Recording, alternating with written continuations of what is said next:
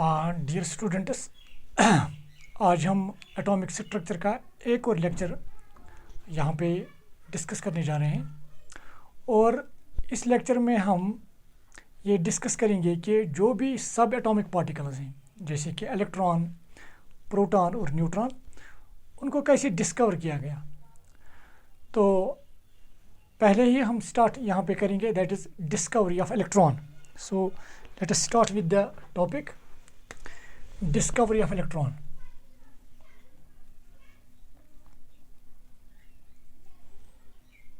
Discovery of electron. Electron को कैसे discover किया गया है। चूँकि आज हमें पता है, जो आज मॉडर्न जो व्यू है एटम के मुतलिक, हमें पता है कि जो एटम है ये सिफरिकल है और इस एटम के बीच में एक हेवी पॉजिटिवली चार्जड बॉडी है, दैट इज कॉल्ड न्यूक्लियस। और इस न्यूक्लियस में दो पार्टिकल्स होते हैं, एक तो प्रोटॉन होता है और न्यूट्रॉन। मेनली जनरली हम इन दो पार्टिकल्स की ही बात करेंगे। और इस न्यूक्लियस के बाहर इलेक्ट्रॉन्स रिवॉल्व करते हैं इन शेल्स, ये हमें पता है। नाउ इससे पहले हमने ये भी पढ़ा कि जो भी प्रोटॉन है, प्रोटॉन के पास पॉजिटिव चार्ज है। अगर इस न्यूक्लियस में एक से ज़्यादा प्रोटॉन्स होंगे, जैसे कि डिफरेंट एटम्स में हम देखते हैं कि वहाँ पे नंबर ऑफ प्रोटॉन्स एक से ज़्यादा है, तो ऑटोमेटिकली वहाँ पे प्रोटॉन्स ज़्यादा होंगे। तो जब न्यूक्लियस में प्रोटॉन्स ज़्यादा होंगे तो ऑटोमेटिकली उन प्रोटॉन्स के दरमियान पॉजिटिव चार्जेस की वजह से एक फोर्स पैदा होगा, and that is repulsive force. तो इसका मतलब है कि न्यूक्लियस में जो प्रोटॉन्स हैं उनके दरमियान एक फोर्स है, दैट इज़ रिपल्सिव फोर्स। और ये रिपल्सिव फोर्स किसकी वजह से है? चार्जेस की वजह से। मगर हम देखते हैं कि बहुत सारे एटम्स जो हैं they are very much stable. Stable यहाँ पे कहने का मतलब है कि वहाँ पे अगर रिपल्शन ही होती तो ये प्रोटॉन्स आपस में रिपल करने की वजह से ये जो न्यूक्लियस है ये फिर ब्रेक होता, मगर न्यूक्लियस ब्रेक नहीं होता है।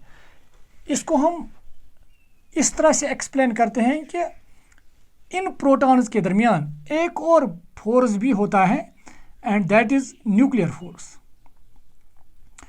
जिसके बारे में हमने लास्ट लेक्चर में बात की है, न्यूक्लियर फोर्स। और ये न्यूक्लियर फोर्स तब ही पार्टिकल्स के दरमियान पैदा होता है जब पार्टिकल्स के दरमियान अप्रॉक्सीमेटली 10⁻⁻15 मीटर की डिस्टेंस हो। और 10⁻⁻15 metre is also equal to 1 fermi metre. जब पार्टिकल्स इस डिस्टेंस 10⁻⁻15 के आसपास होंगे तो उनके दरमियान एक और फोर्स पैदा होता है, and that is nuclear force. और इस न्यूक्लियर फोर्स, ये जो न्यूक्लियर फोर्स हैं, ये nuclear force it is always attractive force, ये ऑलवेज अट्रैक्टिव फोर्स होता है। तो इस न्यूक्लियर फोर्स का काम है यहाँ पे इन प्रोटॉन्स को आपस में बाइंड रखना।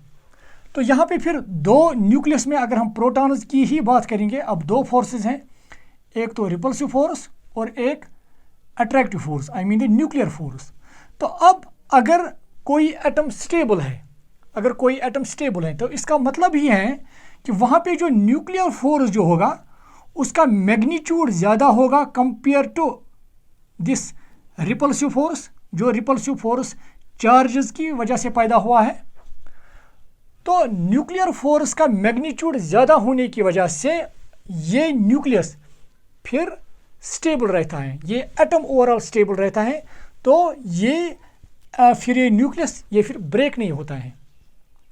तो यही वजह है कि हम देखते हैं कि जो बहुत सारे एटम्स हैं उनके atoms they are very much stable, because the nuclear force, जो न्यूक्लियर फोर्स वहाँ पे होता है पार्टिकल्स के दरमियान जो न्यूक्लियस में होते हैं, that is much more than the repulsive force between the, अगर हम प्रोटॉन्स की ही बात करें, जो प्रोटॉन्स के दरमियान जो रिपल्सिव फोर्स होता है जो चार्जेस की वजह से पैदा होता है, उसके मुकाबले में न्यूक्लियर फोर्स बहुत ही ज़्यादा है, जिसकी वजह से ये प्रोटॉन्स भी आपस में बाइंड ही रहते हैं।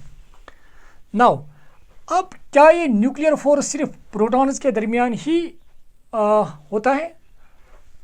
Absolutely not.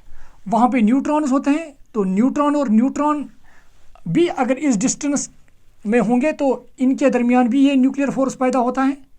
इसी तरह से प्रोटॉन और न्यूट्रॉन, इन पार्टिकल्स के दरमियान भी ये न्यूक्लियर फोर्स होता है। तो यही न्यूक्लियर फोर्स इन पार्टिकल्स को इस न्यूक्लियस में बाइंड रखता है। नाउ अब यहाँ पे हमने दो फोर्सेस की बात की। एक तो फोर्स है जैसे कि प्रोटॉन के पास पॉजिटिव चार्ज है, और दूसरा प्रोटॉन में दिखा रहा हूँ, इसके पास भी पॉजिटिव चार्ज है।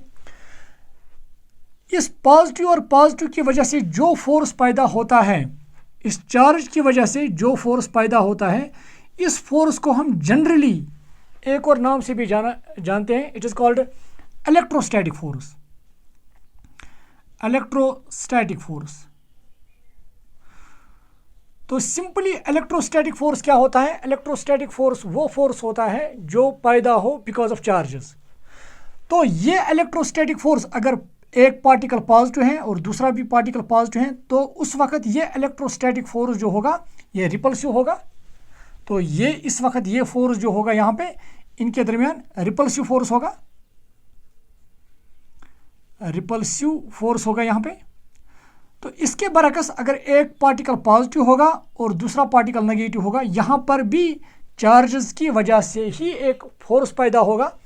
तो वो फोर्स भी इलेक्ट्रोस्टैटिक फोर्स ही है, क्योंकि चार्जेस की वजह से पैदा हुआ है। तो चार्जेस की वजह से जो फोर्स पैदा होगा that is again electrostatic force. मगर यहाँ पे ये इलेक्ट्रोस्टैटिक फोर्स क्या होगा? अट्रैक्टिव फोर्स, क्योंकि पॉजिटिव और नेगेटिव के दरमियान अट्रैक्शन होती है। तो यहाँ पे एक और पॉइंट हमें क्लियर हुआ, जो इलेक्ट्रोस्टैटिक फोर्स होता है, electrostatic force, it may be repulsive और it may be attractive depending upon the sign of charges. अगर सिमिलर चार्जेस हैं, अगर लाइक चार्जेस हैं, तो उनके दरमियान ये इलेक्ट्रोस्टैटिक फोर्स रिपल्सिव होगा, और अगर अनलाइक चार्जेस हैं तो उनके दरमियान जो इलेक्ट्रोस्टैटिक फोर्स होगा दैट वुड बी अट्रैक्टिव। मगर जो ये न्यूक्लियर फोर्स होता है, ये आप याद रखिएगा, nuclear force is always attractive force. मगर ये न्यूक्लियर फोर्स तब ही ऑपरेट होता है, तब ही पैदा होता है जब पार्टिकल्स के दरमियान डिस्टेंस 1 फर्मी मीटर के आसपास होगी।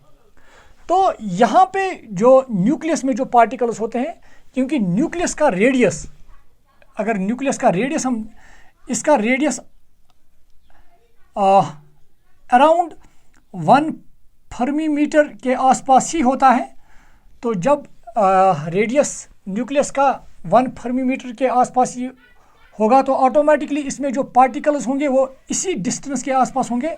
तो जिसकी वजह से इन पार्टिकल्स के दरमियान जो फोर्स पैदा होगा वो डेफिनेटली ये न्यूक्लियर फोर्स पैदा होगा। तो और इसी न्यूक्लियर फोर्स की वजह से ये पार्टिकल्स आपस में बाइंड होंगी। तो यहाँ पे इनफैक्ट इस न्यूक्लियस में अब दो फोर्सेस हैं। अगर एक से ज़्यादा प्रोटॉन्स हैं तो वहाँ पे एक इलेक्ट्रोस्टैटिक रिपल्सिव फोर्स है और एक न्यूक्लियर फोर्स है। As long as nuclear force is more than the repulsive force, electrostatic repulsive force, then the atom is stable. उस वक्त ये एटम स्टेबल होगा, न्यूक्लियस ब्रेक नहीं होगा। मगर अगर ये रिपल्सिव फोर्स ज़्यादा होगा compare to nuclear force, then what will happen? This atom will break, the nucleus will break. तो यही एक इम्पॉर्टेंट रीज़न है कि हम किस तरह से ये समझा सकते हैं कि जो एटम्स में, जो एटम्स के न्यूक्लियस में जो प्रोटॉन्स हैं वो किस तरह आपस में बाइंड रहते हैं। That is only because of these nuclear forces. और यहाँ पे मैंने एक और चीज़ कहा कि ये न्यूक्लियर फोर्स सिर्फ प्रोटॉन और प्रोटॉन के दरमियान ही नहीं होगा।